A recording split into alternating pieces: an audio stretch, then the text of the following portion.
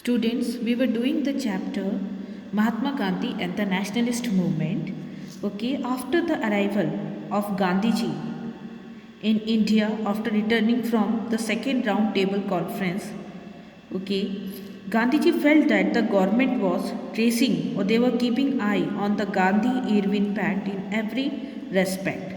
So the Satyagraha was being crushed in a violent manner and the government was encouraging the promotion of communal elements. So here you can see Lord Willingdon. He wrote in a letter written to his sister stated that it is a beautiful world if it was not for Gandhi. तो ये संसार उतना खूबसूरत होगा अगर उसमें गांधी जी ना हो. At the bottom of every move he makes, which he always say is inspired by God.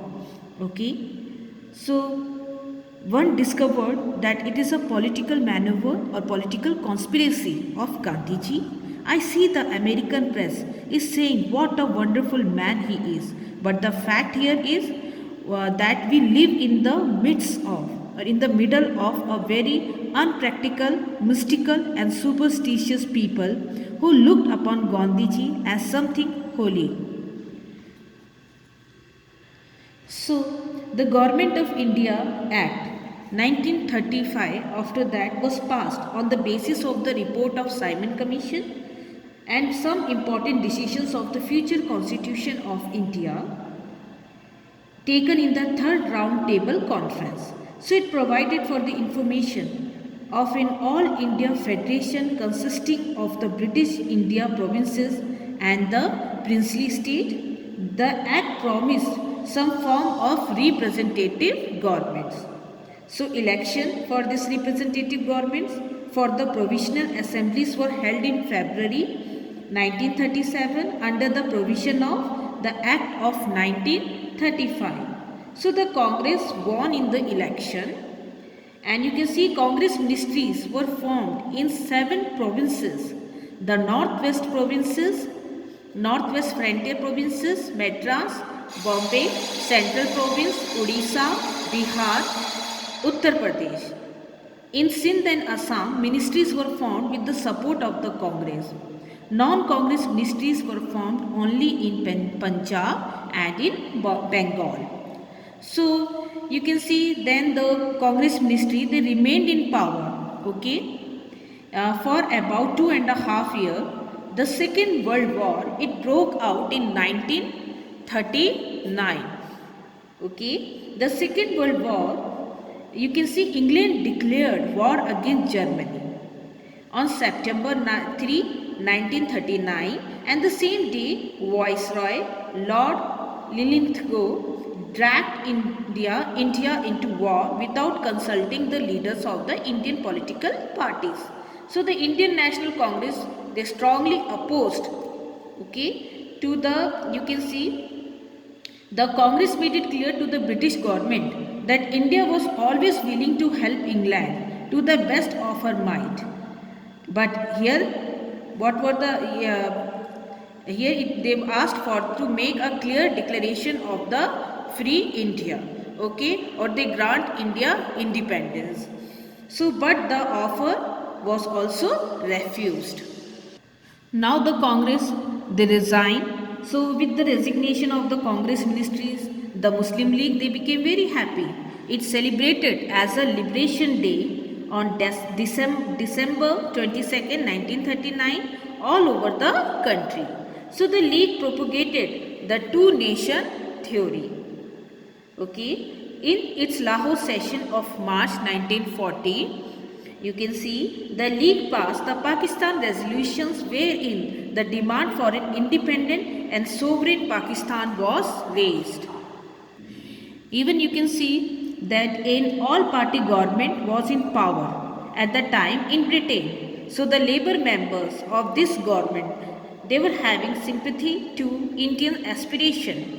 But the Conservative Prime Minister Winston Churchill was an imperialist to the core and he felt that he was appointed the king first minister in order to preside over the liquidation of the British Empire or to prevent the breakdown of the British Empire. So in order to try compromise with Gandhiji and the Congress and also to seek Indians' cooperation in the war efforts, Churchill sent in March 1942 a mission to India headed by Sir Stafford Cripps, the leader of the House of Commons. The Indian National Congress insisted that the Viceroy should first appoint India as the defense member of his executive council. If the British government wanted the Congress to help the British defend India from the Axis power. So talk broke down on this issue and Gandhiji criticized Cripps' proposal as describing it a post-dated check on a crashing bank. So here you can see the World War had entered into a critical phase by the beginning of 1942. The failure of the Cripps proposal had made it quite clear that the British Prime Minister Churchill was not in a mood to grant independence to India. Okay, the fear of Japanese attack on India was rising steadily. Gandhiji was in the opinion that the British presence in India was encouraging the Japanese aggression on the country. So in an article dated April 26, 1942, Gandhiji appealed the British to leave India in an orderly manner, but the British turned a deaf ear to it. Hence he made up his mind to launch a mass movement to out the British from India. So here you can see on 8 August 1942, the All India Congress Committee met in Bombay. It passed the historical Quit India resolution with a huge majority and decided to launch a non-violent mass struggle under Gandhiji to achieve the goal. So addressing the Congress delegates on the night of 8 August, Gandhiji said, "I therefore want freedom immediately, this very night before dawn, if it can be had. Here is a mantra, a short one that I give you. The mantra is do or die." So Gandhiji advised the masses to make non-violence the very basis of the movement and said that every person should guide himself. The British government was already prepared to face the situation. Gandhiji and the other prominent Congress leaders were arrested early in the morning of August 9, and you can see they broke out the Quit India movement throughout the country. The Congress was declared illegal and policy of harsh repressions was adopted toward the agitators. So Gandhi mantra do or die became a talisman for the common masses. So here the Quit India movement, it passed through 4 stages. In the first stages from 9 August to 11 August, Hartal demonstration and public meetings were held in the city and the town. And here you can see in its second stages from 12th August to 22 September, the movement reached the rural areas. Railways line and telephone cables were cut off at many places and government buildings were put to fire. British authority, you can see, disappeared in United Provinces, Odisha, Andhra Pradesh, Tamil Nadu, Bihar, West Bengal and many places in Maharashtra. So in some areas such as Balia in modern Uttar Pradesh, Tamluk in Midnapur district of Bengal and Satara district of Bombay, the agitators set up parallel government. Very important here, parallel government overthrowing the British authority. So in the third stage from 23rd September to 1942, you can see 23rd September 1942 to Feb 1943, armed crowd, they attacked government buildings, throw bomb at the various places in Bengal, Madras, Bombay and Uttar Pradesh. So now the people, they adopted violence as a result of the harsh repressive policy followed by the government. So the fourth stage, it continued from February to May 1944. Gandhiji was released from the jail on May 6, 1944. By this time, the Second World War had slowed down. In July 1944, the British government slowly started releasing the political prisoner. Consequently, the Quit India movement, it also came to an end. So after being released from jail, Gandhiji held a series of meetings with Jinnah in order to bridge the gap, between the Congress and the Muslim League, but with no fruit. Lord Wavell came to India as the new viceroy in October 1943. He prepared a plan on June 14, 1945 to solve the Indian constitutional deadlock, which came to be known as Wavell Plan. And you can see March 1946, the British Prime Minister Attlee, it sent a cabinet mission to India in order to resolve the Indian deadlock. The mission tried its best to get the Congress and the Muslim League agree on a federal system that would keep India together while allowing the province a degree of autonomy. But here cabinet mission also failed. So the League, it celebrated. You can see the League, they celebrated the Direct Action Day on August 16, 1946, as a result of which Bengal, Bihar, Punjab, Uttar Pradesh, Sindh and Northwest Frontier province witnessed fierce Hindu-Muslim riots. Then on March 24, 1947, Lord Mountbatten replaced Lord Wavell as a viceroy. After having discussion with the leaders of different political parties, Lord Mountbatten arrived at the conclusion that it was impossible to have a compromise between the Congress and the Muslim League. And the only solution to the problem was the partition of the country. So the viceroy, he announced the partition of India. The plan declared that on August 1947, the British government will transfer the power to a government formed in accordance with the wishes of the people, and India will be partitioned into two parts, namely India and Pakistan. So in order to give effect to the Mountbatten plan, British Parliament passed the Indian Independence Act on July 14, 1947. And on 15th August 1947, when festivities were being celebrated in the capital, you can see for the achievement of the independence, Gandhiji was not present there. He at that time was in Calcutta, marking the day with the 24-hour fast.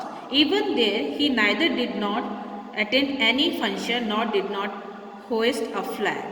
So the immense joy of the achievement of independence was defined with the communal riots. There was furious communal riots in Bengal, Bihar and Punjab. Here you can see D.G. Tendulkar, the biographer of Gandhiji, tell us that through September and October, Gandhiji went around hospitals and refugee camps giving consolation to distressed people. He appealed to the Sikh, the Hindu and the Muslim to forget the past and not to dwell on their suffering, but to extend the right hand of fellowship to each other and to determine to live in peace. In fact, the Indian National Congress, they had accepted the partition of the country to avoid the destruction and bloodshed which might have been caused by a civil war.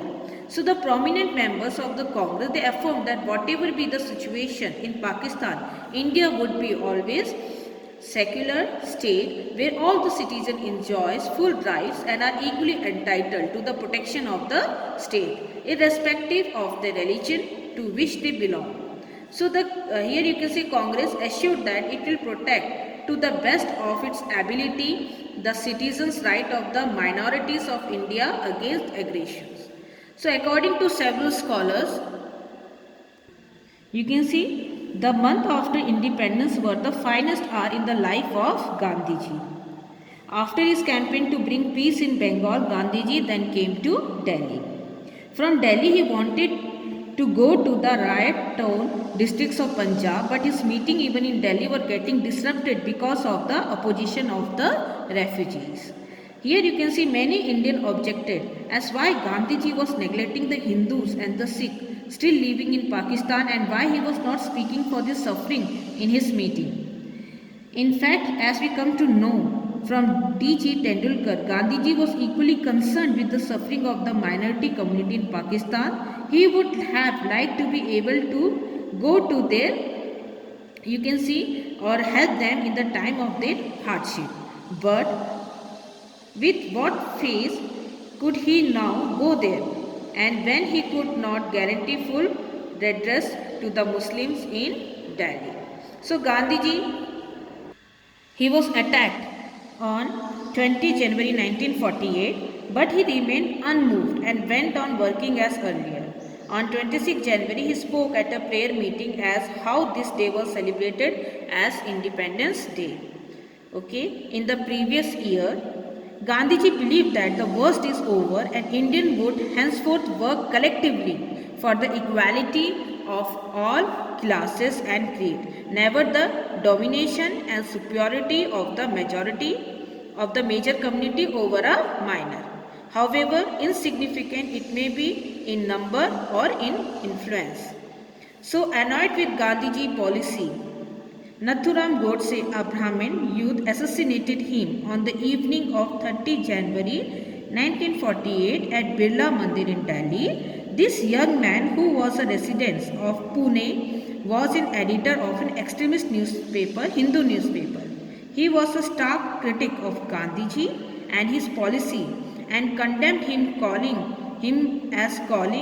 an appeaser of Muslim, or he want to make peace with Muslim. So the whole country was drowned into the sea of sorrow at the killing of Gandhiji. So here you can see Gandhiji was paid rich tributes in the whole of the country and even in different parts of the world. The well-known non-Indians such as George Orwell and Albert Einstein, you can see, sent heart-touching appreciation, paying him homage to Gandhiji's death.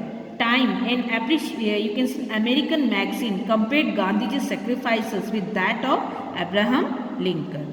Okay, so here commenting on Gandhiji's death, it wrote, "The world knew that it had in a sense too deep, too simple for the world to understand.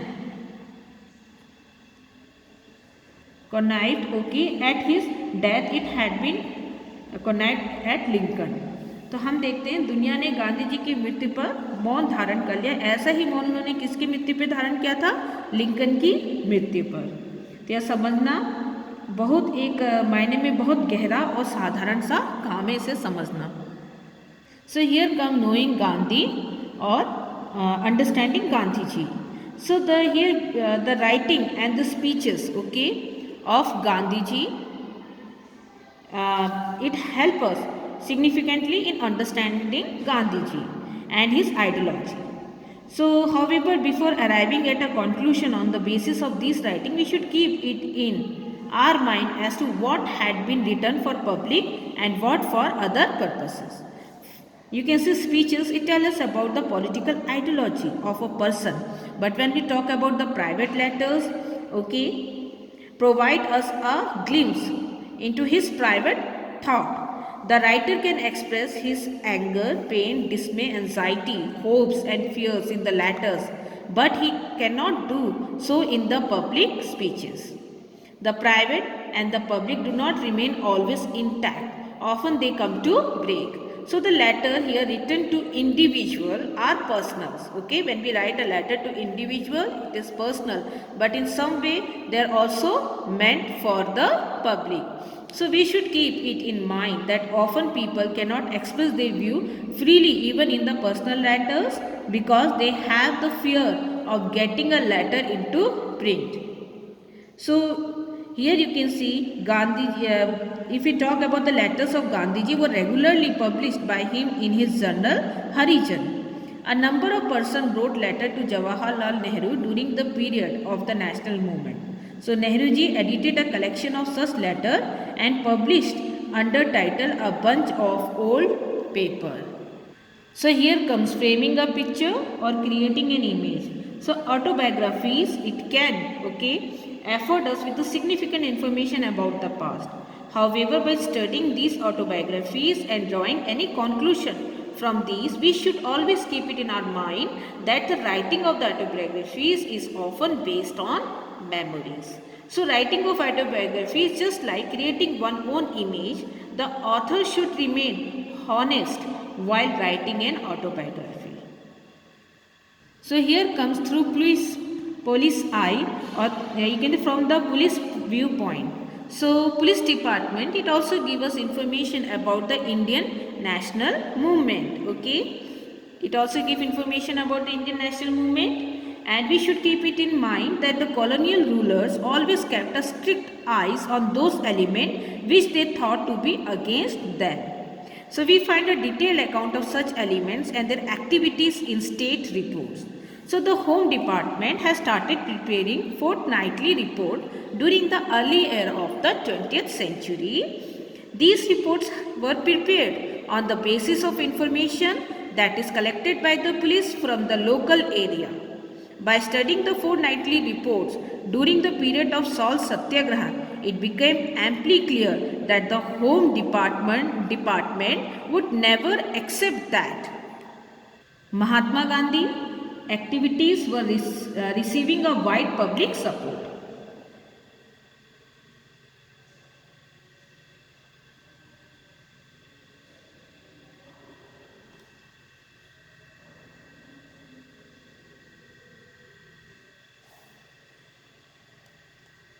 From the newspaper viewpoints, the contemporary newspaper, that published in English and various Indian languages also make us available with the significant information about the Indian national movements and its leader. So here we should keep in mind that Gandhiji activities were kept under scanner through this newspaper also. So this newspaper would publish news regarding Gandhiji. So the newspaper also revealed how the public thought about Gandhiji, but it should be remembered that the detail published in the newspaper should not be biased.